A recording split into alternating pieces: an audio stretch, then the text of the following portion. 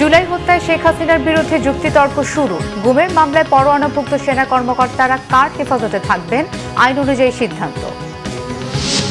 PR পদ্ধতি দেশের জনগণ মেনে নেবে না বলেছেন মির্জা ফখরুল। কয়েকটি দল নির্বাচন পিছিয়ে দেওয়ার ষড়যন্ত্র করছে। জুলাই সনদ স্বাক্ষর হবে জাতির ঐতিহাসিক মুহূর্ত বলেছেন প্রধান উপদেষ্টা। রোমের পথে ডক্টর ইউনূস যোগ দেবেন বিশ্ব খাদ্য কর্মসূচির ফোরামে। মঙ্গলবার মধ্যরাত থেকে কার্যকর হচ্ছে চট্টগ্রাম বন্দরের 41% বাড়তি মাশুল। রাজনৈতিক উদ্দেশ্য দেখছেন বিশ্লেষকরা, বাড়তে পারে দ্রব্যমূল্য। দেখছিলেন ক্রাউন সিমেন্ট সংবাদ শিরোনাম, এবারে বিস্তারিত। জুলাই আগস্ট হত্যাকাণ্ডে মানবতাবিরোধী অপরাধের মামলায় শেখ হাসিনা সহ 3 জনের বিরুদ্ধে যুক্তিতর্ক উপস্থাপন চলছে। রবিবার বিচারপতি গোলাম মর্তুজা মজুমদারের নেতৃত্বে 3 সদস্যের ট্রাইব্যুনাল 1-এ এই যুক্তিতর্ক উপস্থাপন শুরু হয়। চিফ প্রসিকিউটর তাজুল ইসলাম প্রসিকিউশনের পক্ষে যুক্তিতর্ক শুরু করেন। গত বুধবার শেখ হাসিনা সহ 3 আসামির বিরুদ্ধে সর্বশেষ সাক্ষী তদন্ত কর্মকর্তার জেরা শেষ হয়। রাষ্ট্রপক্ষ জানায় তারা মোট 54 জনের সাক্ষ্য, ভিডিও, অডিও রেকর্ড সহ বিভিন্ন তথ্য প্রমাণের মাধ্যমে শেখ হাসিনা সহ 3 আসামির মানবতাবিরোধী অপরাধ প্রমাণ করতে সক্ষম হয়েছেন।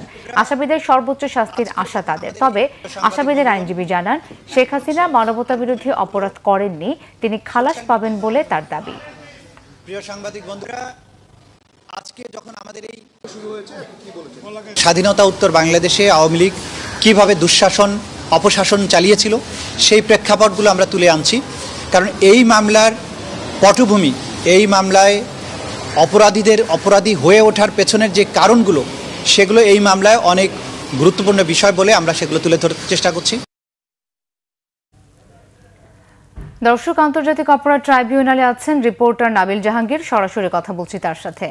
নাবিল, বিরতির পর যুক্তিতর্ক উপস্থাপন আবার শুরু হয়েছে কি, আর প্রসিকিউশন যুক্তিতর্কে কি বলেছে?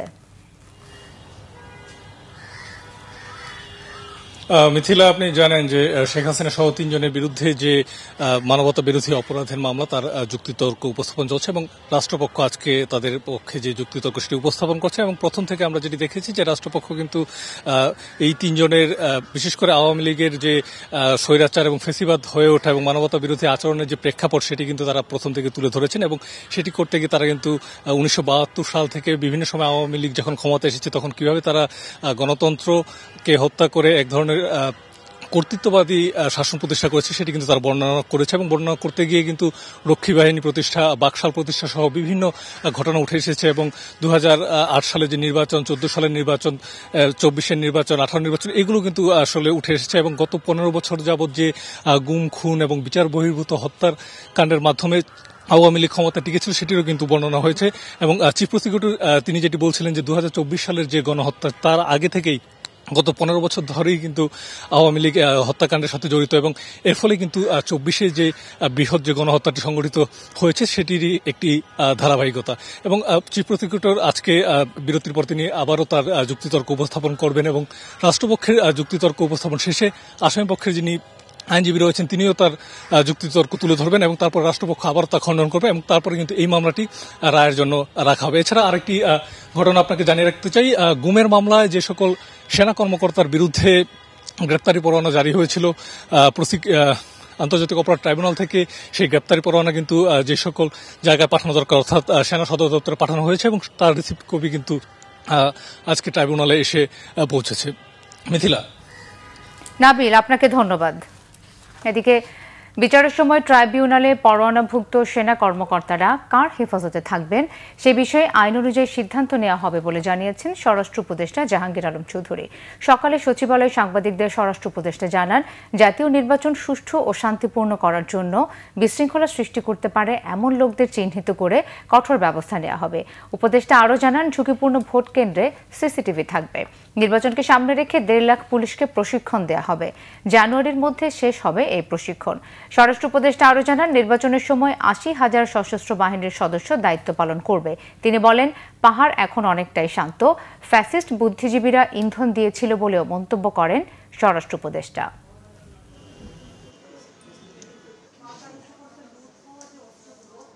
ফ্যাসিস্ট আওয়ামী লীগের জটিকা মিছিল, যেটা আগের তুলনায় অনেক কমে এসেছে, পার্বত্য চট্টগ্রামের পরিস্থিতি এখনও শান্ত ও ভালো রয়েছে, বাট সেখানকার আইনশৃঙ্খলার পরিস্থিতি নিয়ন্ত্রণে রয়েছে।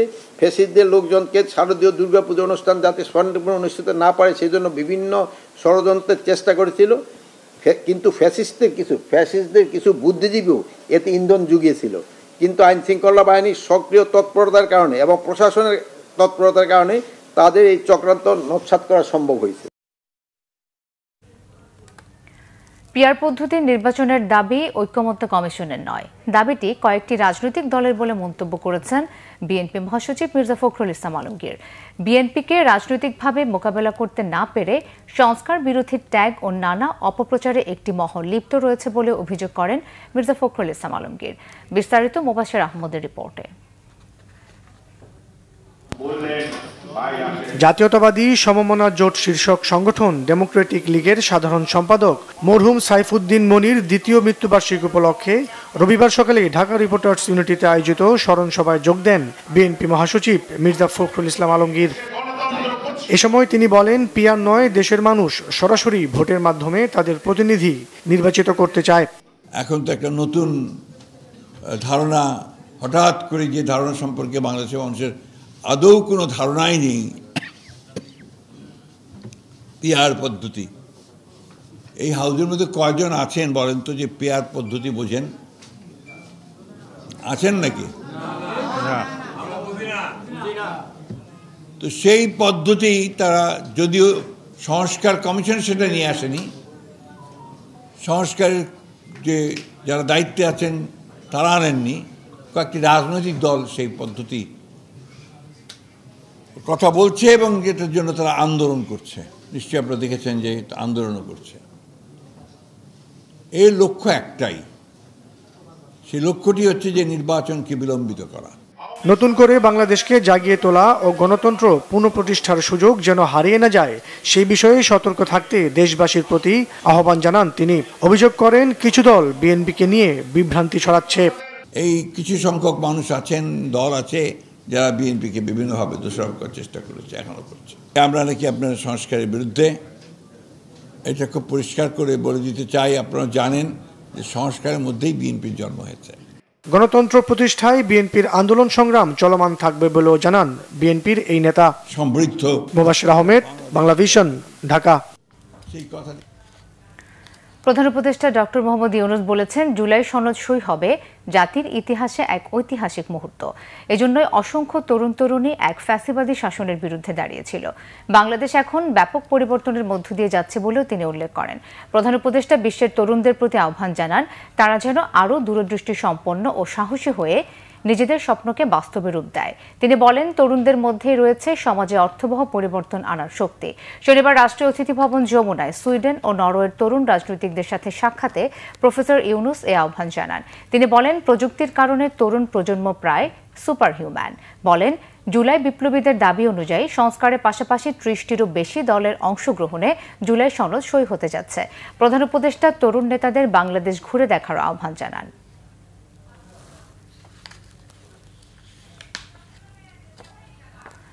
এদিকে বিশ্ব খাদ্য কর্মসূচি WFPর বৈঠকে যোগ দিতে ইতালির রাজধানী রোমের উদ্দেশ্যে ঢাকা ছেড়েছেন প্রধান উপদেষ্টা ডক্টর মোহাম্মদ ইউনূস।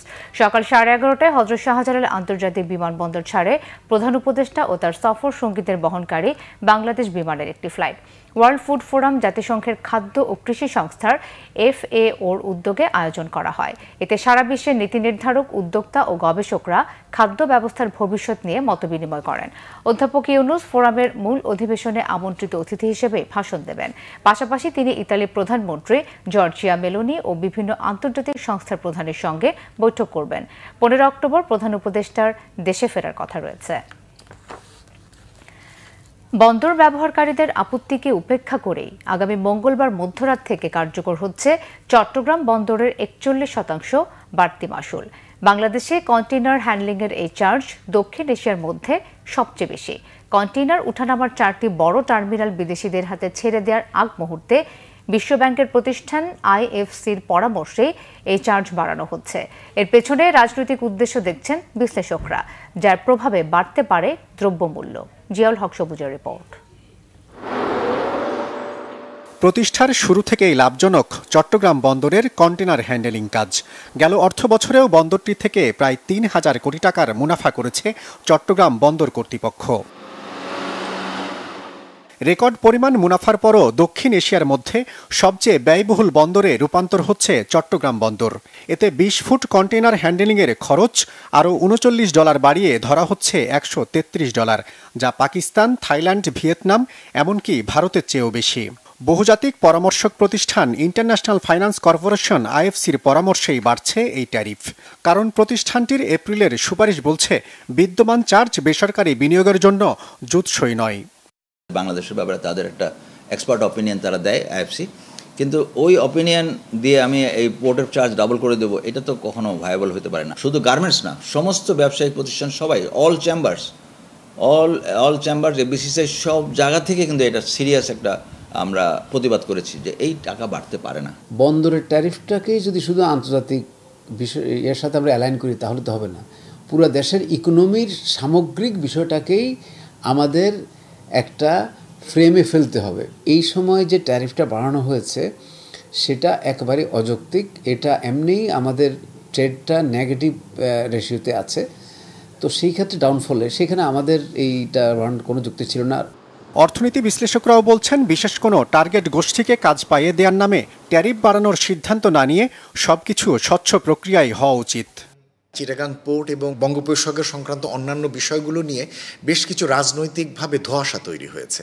সুতরাং এই সমস্ত ধোঁয়াশার ভিতরে অন্তর্বর্তী সরকারের এই পোর্ট সংক্রান্ত গুরুত্বপূর্ণ সিদ্ধান্তগুলো আমার মনে হয় নির্বাচিত সরকারের জন্য অপেক্ষা করা প্রয়োজন। পোর্টের চার্জ বা পোর্ট হ্যান্ডলিংয়ের বিষয়গুলোকে একটি উন্মুক্ত টেন্ডারের মাধ্যমে বিবেচনা করে সেখান থেকে সর্বনিম্ন দরদাতা যারা আসছেন তাদের চাহিদা মোতাবেক এবং পোর্ট কর্তৃপক্ষের যে ধরনের চাহিদা সেগুলোর মোতাবেক বিবেচনা করে সেই আলোকে আমার মনে হয় যে পোর্ট চার্জের বিষয়টি যদি নির্ধারণ করা হয় সেটা অনেক বেশি যৌক্তিক হবে।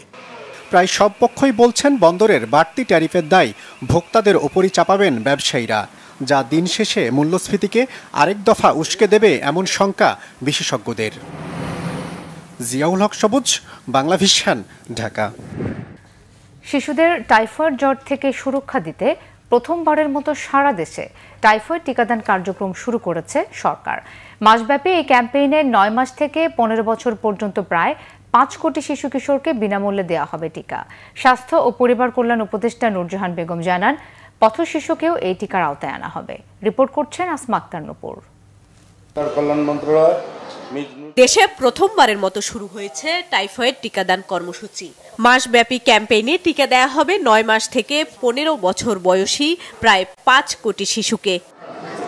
রবিবার স্যার সলিমুল্লাহ মুসলিম এতিমখানায় টিকাদান কর্মসূচি উদ্বোধন করেন স্বাস্থ্য ও পরিবার কল্যাণ উপদেষ্টা নূরজাহান বেগম এবং সমাজ কল্যাণ, মহিলা ও শিশু বিষয়ক উপদেষ্টা শারমিন এস মুর্শিদ। স্বাস্থ্য উপদেষ্টা বলেন, দেশে টাইফয়েড জ্বরে আক্রান্ত হয়ে অনেক মানুষ মারা যায়। এর থেকে রেহাই পেতেই ভ্যাকসিন দেয়া হচ্ছে। স্কুলের বাচ্চাদেরকে দেওয়া হচ্ছে, মাদ্রাসার বাচ্চাকে দেওয়া হবে, এতিমখানার বাচ্চাকে দেওয়া হবে। অর্থাৎ যেখানে যেখানে 9 মাস থেকে 15 বছর বয়সী শিশু থাকবে তাদেরকে আমরা ভ্যাকসিনটা দেব। এটা এত বছর পর আমরা এই প্রথমবারের মতো করতে যাচ্ছি।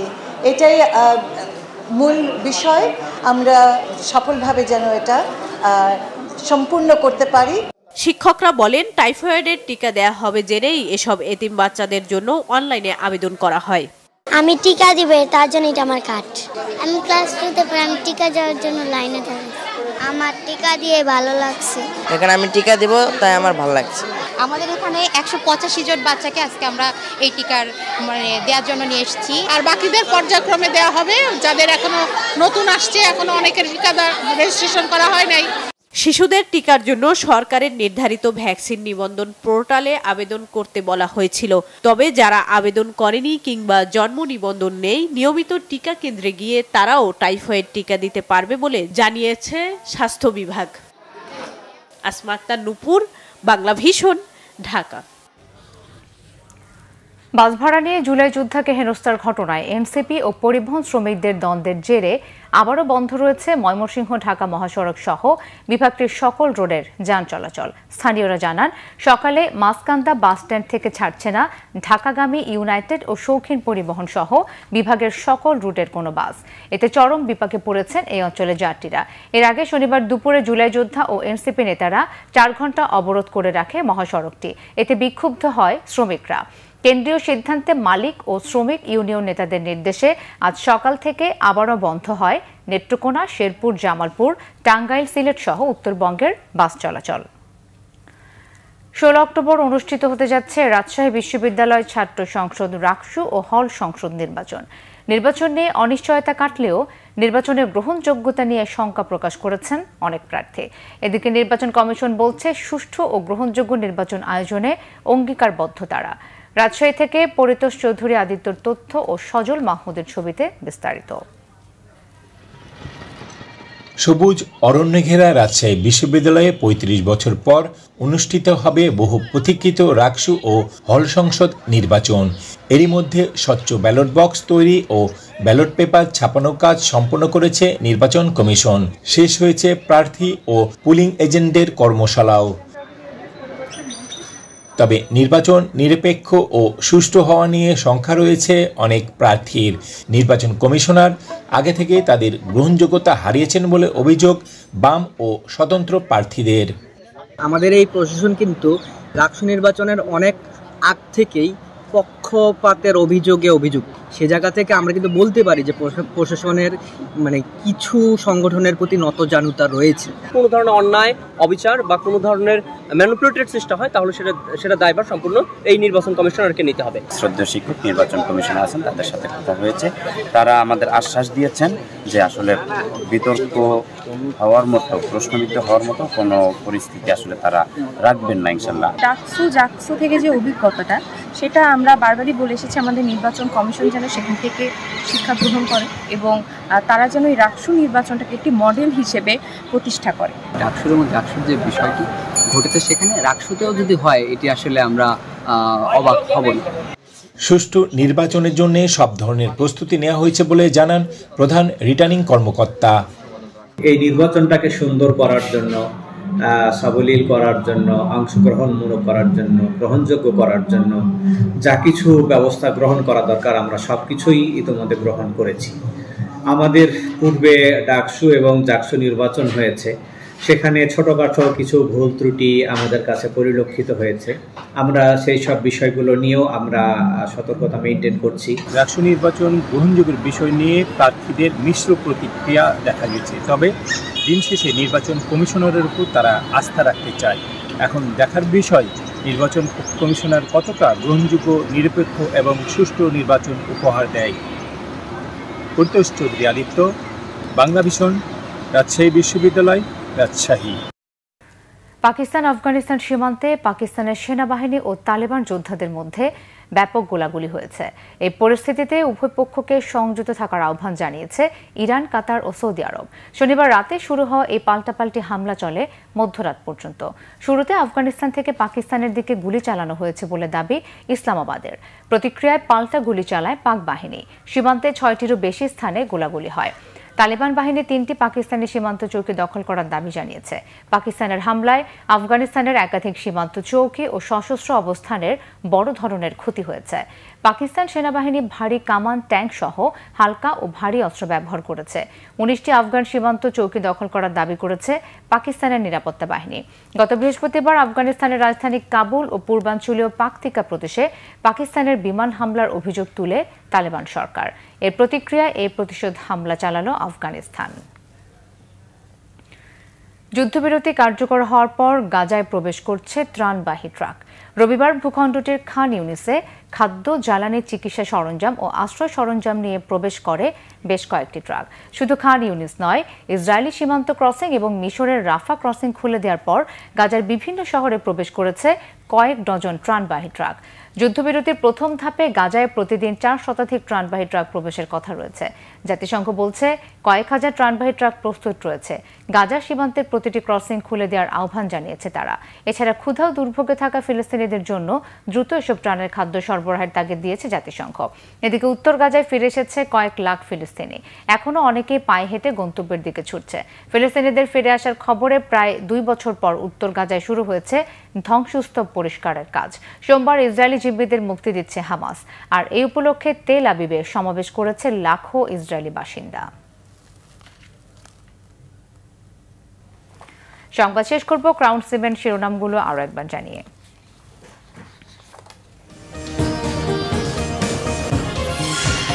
জুলাই হত্যায় শেখ হাসিনার বিরুদ্ধে যুক্তিতর্ক শুরু। গুমের মামলায় পরোয়ানাভুক্ত সেনা কর্মকর্তারা কার হেফাজতে থাকবেন, আইন অনুযায়ী সিদ্ধান্ত।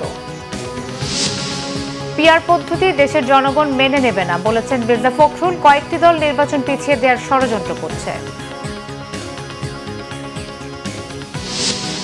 জুলাই সনদ স্বাক্ষর হবে জাতির ঐতিহাসিক মুহূর্ত বলেছেন প্রধান উপদেষ্টা।